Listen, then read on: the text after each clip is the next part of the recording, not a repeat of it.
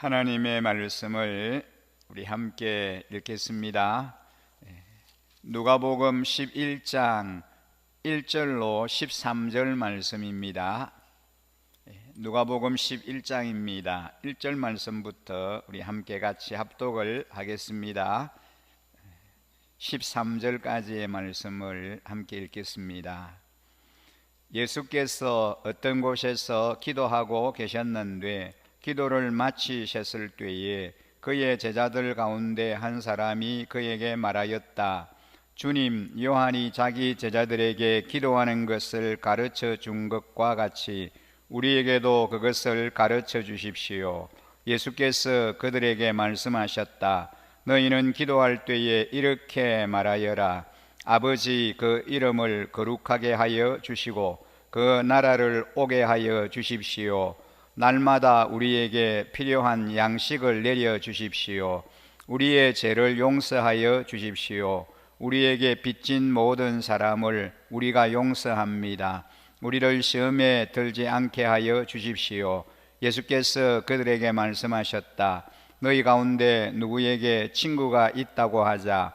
그가 밤중에 그 친구에게 찾아가서 그에게 말하기를 여보게 내게 빵 3개를 구워주게. 내 친구가 여행 중에 내게 왔는데 그에게 내어놓을 것이 없어서 그러네 할 때에 그 사람이 안에서 대답하기를 나를 괴롭히지 말게. 문은 이미 닫혔고 아이들과 나는 잠자리에 누웠네. 내가 지금 일어나서 자네의 청을 들어줄 수 없네 하겠느냐. 내가 너희에게 말한다. 그 사람의 친구라는 이유로는 그가 일어나서 청을 들어주지 않을지라도 그가 졸라대는 것 때문에는 일어나서 필요한 만큼 줄 것이다. 내가 너희에게 말한다. 구하여라 그리하면 너희에게 주실 것이다. 찾아라 그리하면 찾을 것이다. 문을 두드려라 그리하면 너희에게 열어주실 것이다. 구하는 사람마다 받을 것이요 찾는 사람마다 찾을 것이요 문을 두드리는 사람에게 열어주실 것이다. 너희 가운데 아버지 된 사람으로서 아들이 생선을 달라고 하는데 생선 대신에 뱀을 줄 사람이 어디 있으며 달걀을 달라고 하는데 정갈을 줄 사람이 어디에 있겠느냐. 너희가 악할지라도 너희 자녀에게 좋은 것들을 줄 알거든 하물며 하늘에 계신 아버지께서야 구하는 사람에게 성령을 주시지 않겠느냐. 아멘. 오늘 우리는 성령을 구하라 라고 하는 주제로 말씀을 함께 나누고 싶습니다. 사람은 무엇을 보고 자라느냐에 따라 자기 삶에서 원하는 것의 내용이 달라집니다. 어려서부터 자주 본 것일수록 그것에 대해 목말라 하고 원할 가능성이 아주 큽니다. 무엇을 보고 자라는가의 문제는 마치 우리 영혼에 어떤 먹이를 주느냐의 문제와도 같아서 자주 받아 먹은 먹이일수록 그리워하고 목말라 하는 경향을 띠게 됩니다.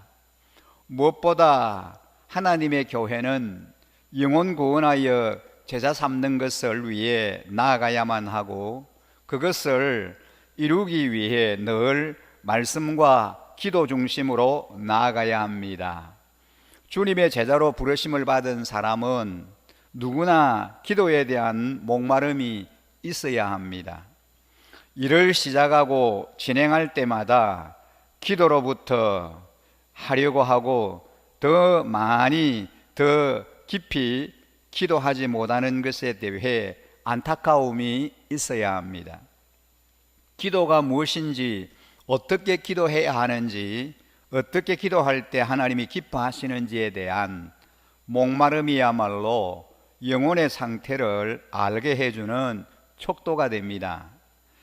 예수님의 제자들에게 바로 그러한 목마름이 있었습니다. 오늘을 사는 우리도 동일한 그런 목마름이 우리에게 있어야 하겠습니다.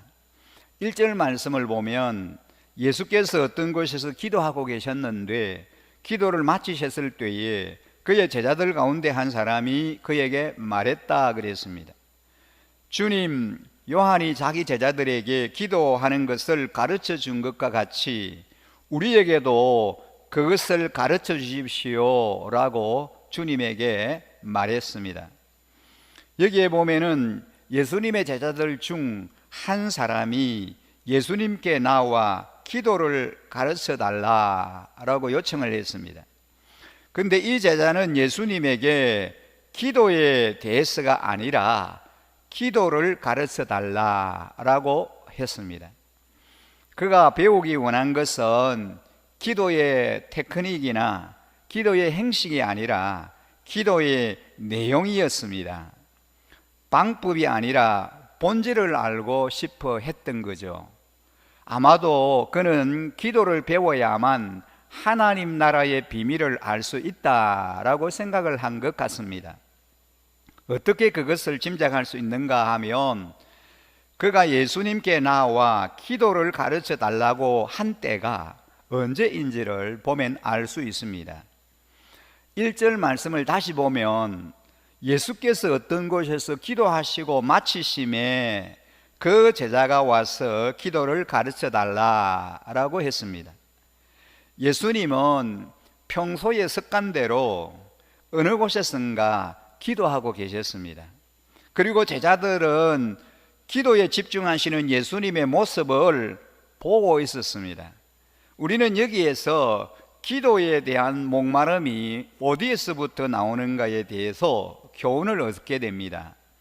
제자들은 예수님이 기도하시는 모습을 보면서 기도의 필요성을 깨달았다라고 할 수 있습니다. 제자들은 예수님과 함께 생활하는 동안 늘 기도하시는 예수님의 모습을 자주자주 보아왔습니다.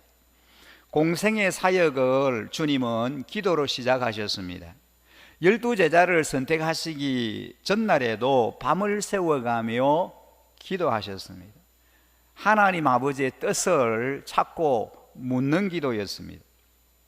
십자가를 지시기 전에도 겟세마네 동산에서 피땀을 흘리시면서 기도하셨습니다.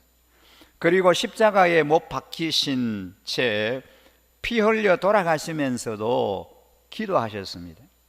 그런 특별한 경우들 뿐만 아니라 예수님은 평상시에도 늘 습관을 따라 홀로 기도하시곤 하셨습니다.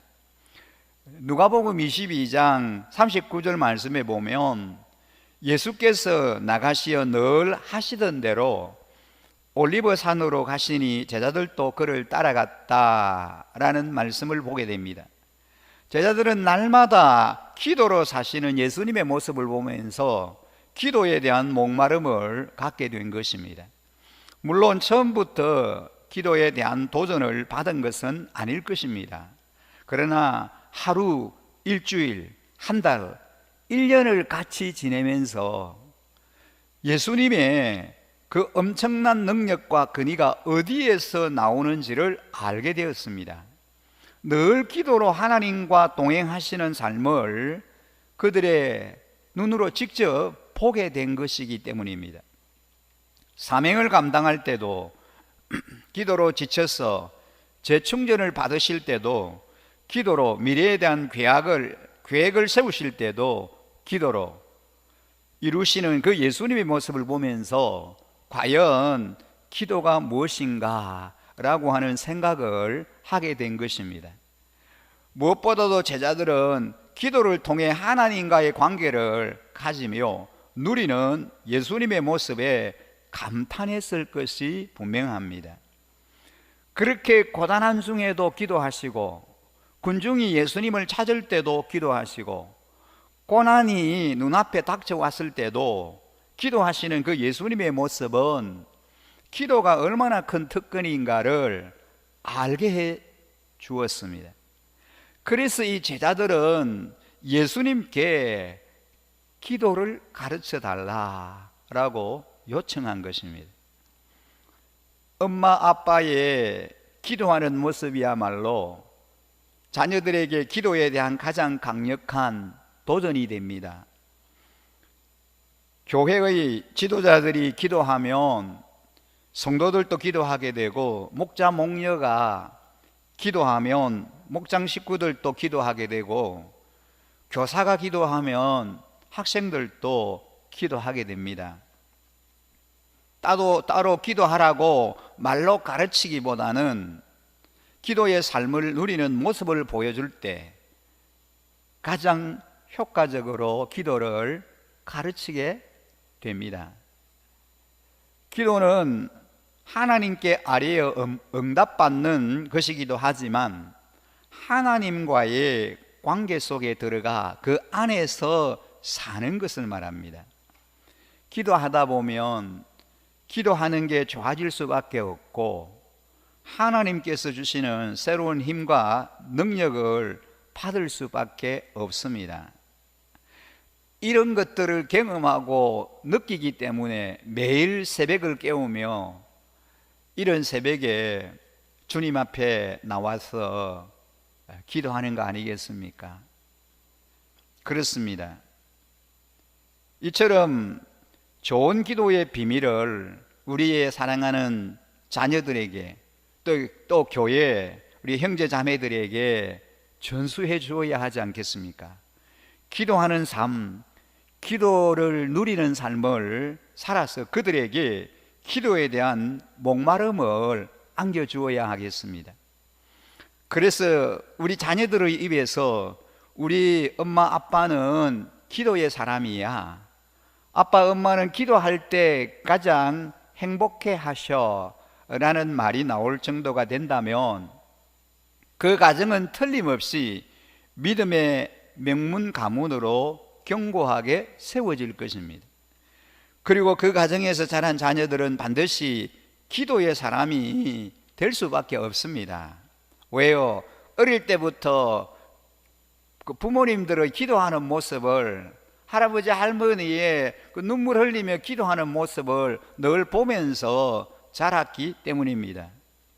물고기가 물을 떠나면 살 수 없고, 하늘을 날지 못하는 독수리는 독수리가 아니듯이 기도하지 않는 그리스도인은 하나님의 자녀로서 풍성한 삶을 충분히 누릴 수가 없습니다. 그러므로 우리는 먼저 기도에 대한 목마름을 가져야 합니다. 기도하고 싶고, 기도를 배우고 싶고, 기도를 누리고 싶어 하는 마음이 넘칠수록 우리는 기도의 사람이 될 수 있습니다. 그렇게 변화되는 우리를 통해 또 다른 기도의 사람이 세워질 수 있습니다. 우리는 어떻게 하면은 기도를 누릴 수 있겠습니까? 예수님은 우리가 어떤 내용의 기도를 올려드려야 하는지 주기도문을 통해서 가르쳐 주셨습니다. 즉 기도의 내용과 의미가 중요하다는 사실을 말씀해 주셨습니다. 2절 4절 말씀을 보면은 예수께서 그들에게 말씀하셨다. 너희는 기도할 때 이렇게 말하여라. 아버지, 그 이름을 거룩하게 하여 주시고 그 나라를 오게 하여 주십시오. 날마다 우리에게 필요한 양식을 내려주십시오. 우리의 죄를 용서하여 주십시오. 우리에게 빚진 모든 사람을 우리가 용서합니다. 우리를 시험에 들지 않게 하여 주십시오. 이렇게 기도하라고 제자들에게 가르쳤습니다. 주님, 우리에게 기도를 가르쳐 주십시오라고 할 때에 주님이 너희는 이렇게 기도하라 하면서 주님이 가르쳐 주신 기도를 그 제자들에게 일러주신 것입니다. 예수님 당시에 그 종교 지도자들은 기도에 대해서 많은 오해를 하고 있었습니다. 그 중에 하나가 중언부언하는 기도였습니다. 당시에 그들은 많은 시간을 들여 기도해야만 하나님이 받으신다라고 하는 잘못된 생각에 사로잡혀 있었습니다. 그러다 보니 의미 없는 말이라도 반복해서 주문을 외우듯이 중언부언하는 기도를 많이 했습니다. 물론 할 수만 있으면 기도는 오래오래 하는 것이 좋습니다. 개인적인 기도는 오래 하는 것이 좋은 것이지요. 그러나 중언부언하는 기도와 진정한 기도의 차이점이 무엇일까요? 그것은 기도 속에 나를 담아서 드리느냐 아니면은 외적인 행식만 빌려왔느냐라는 차이입니다. 기도 속에 나를 담아 드리지 않으면 기도는 결코 관계가 될 수 없습니다. 즉 나의 상황과 마음과 생각과 영혼을 담아서 아뢰는 것이 아닌 그저 좋은 문장들을 반복하는 것으로는 하나님께 올려드리는 나의 기도가 될 수 없다는 거죠. 주님께서는 주기도문을 가르쳐 주실 때 너희는 기도할 때에 이렇게 하라 하시며 한 구절 한 구절 어떤 기도를 드려야 하는지 우리에게 알려주고 있습니다. 마태복음에 나와 있는 대로 보면 하늘에 계신 우리 아버지여라고 시작이 됩니다. 그러니까 기도를 들으시는 대상이 하나님이라고 하는 사실과 기도를 아뢰는 내가 하나님의 자녀라고 하는 이 사실, 그리고 나 개인이 드리는 것이 아니라 우리의 자녀들이 함께 마음을 모아 우리 아버지께 드린다는 사실을 전제로 합니다. 기도는 곧 하나님과의 관계이며 또 이웃과의 관계 안에서 해야 됨을 알려주고 있습니다. 그리고 나서 하나님의 이름, 하나님의 나라, 하나님의 뜻, 일용할 양식, 용서, 하나님의 보호 등 우리가 평생 구해야 할 기도의 중심 내용이 무엇인지를 보여줍니다. 그런데 이렇게 중요한 기도가 2000년을 지내오면서 점점 행식화된 것이 문제입니다. 그 기도의 내용과 같은 역사가 오늘 나의 삶과 우리 교회에 일어나기를 소망하면서 드리는 간절한 기도여야 합니다.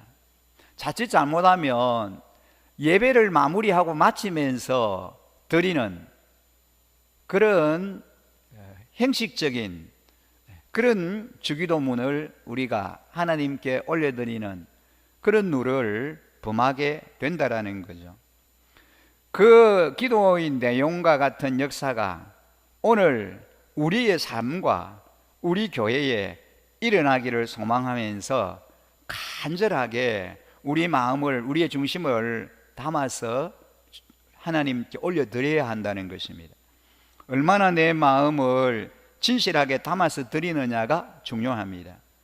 주기도문의 한 구절 한 구절을 묵상하면서 진심을 담아 아뢰되 반드시 자신의 신앙 고백을 담아서 드려야 한다는 것입니다. 우리 자신이 그렇게 변화되어 마음을 담아 올려드릴 때 하나님께서 받으시는 기도가 되고, 기도 시간이 정말로 하늘의 기쁨을 누리는 시간이 되며 기도 속에서 하나님의 임재를 체험하는 놀라운 역사가 일어나게 될 줄 믿습니다. 오늘 우리가 이 말씀을 통하여 우리는 기도하기를 포기하지 말고 긍기 있게 기도해야 한다는 놀라운 교훈을 얻게 됩니다. 밤중에 친구를 찾아가 먹을 것을 요구하는 것, 정중히 돌아가 달라는 부탁에도 끝까지 간청하는 것, 모두 친구 사이에 예의를 헤아렸다면 불가능했을 것입니다. 시급한 필요가 있다면 체면도 핑계에 불과하기에 가능했던 것입니다. 하나님 앞에서도 이런 긍기가 필요합니다. 기도할 때 그런 요소가, 이런 내용이 필요하다는 것입니다. 하나님을 조종하려는 막무가내의 고집스러운 열심이 아니라 하나님의 권능을 절대적으로 의존하여 영적인 싸움에서 풀려나지 않는 열정입니다. 우리는 어떤 이유로 기도하기를 중단하게 됩니까? 나의 나라를 위한 기도가 기대한 대로 이루어지지 않아서 포기해버린 것 아닙니까? 하나님 나라를 위해서 건질기게 기도할 일은 무엇일까요? 주님은 우리에게 덜 좋은 것에 쏙지 말고 가장 좋은 것을 구하라고, 찾으라고, 두드리라고 말씀하십니다. 생선과 뱀, 알과 정갈은 서로 모양이 비슷하지만 아버지는 헷갈리지 않고 자녀에게 생선과 알을 선물로 주십니다.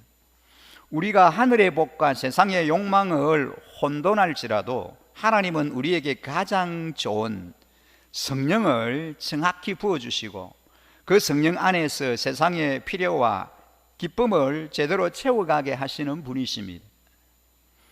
뱀과 정갈을 구하고 찾고 두드리는 기도를 드리고 있지는 않습니까? 하나님 아버지에게 결코 받을 수도 찾을 수도 없을 것입니다.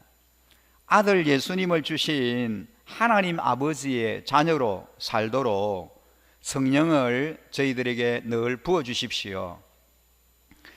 우리가 기도할 때에 우리에게 주의 영을 부어주셔서 주님의 마음에 합당한 기도를 온전히 드림으로 인하여 늘 응답받는 하나님의 놀라운 선물을 응답으로 늘 충만하게 경험하고 누리는 자로 한날 한날을 살아갈 수 있게 하여 주십시오라고 그렇게 우리 하나님 앞에 기도하고 싶습니다. 오늘 이 아침에 우리에게 가장 좋은 것을 준비하고 기도하는 자에게 선물로 주심하고 하신 그 주님의 약속을 믿고 주여 성령을 늘 저희들에게 부어주시고 주의 영을 저들에게 갑절이나 부어주십시오라고 그렇게 주님 앞에 우리의 마음을 또 우리의 간절한 모든 소원을 주님이 가르쳐 주신 그 주기도문 모든 그런 총체적인 그런 부분들을 우리의 마음을 담아서 주님 앞에 늘 아뢰임으로 아름답게 응답받고 하나님께서 역사하여 주시는 귀한 선물을 늘 경험하며 살아가는 주인공들이 다 되시기를 주님의 이름으로 간절히 축원합니다. 기도드리겠습니다.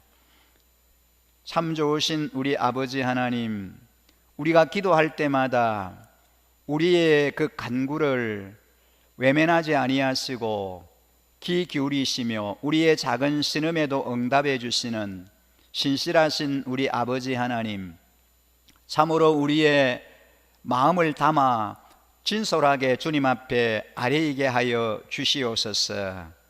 아버지 하나님, 저희들에게 귀한 아름다운 선물들을 많이 주셨습니다. 하나님의 자녀가 되게 해주시고 하나님을 아버지라고 고백하게 하시며 우리의 모든 소원을 낱낱이 가지고 나와 우리 하나님 앞에 아뢰일 수 있는 놀라운 기도의 특권을 저희들에게 허락해 주셔서 감사합니다. 이 풍진 세상 살아갈 때에 저희들이 강야와 같은 세상에서 늘 성령의 도우심을 힘입지 않고는 승리하는 삶 살아가기가 어렵습니다. 날마다 성령을 저들에게 충만하게 부어 주시옵소서. 주의 영을 저들에게 허락해 주셔서 끊임없이 우리 주님과 친밀함의 관계, 아름다운 교제의 삶을 살아갈 수 있게 하여 주시옵소서.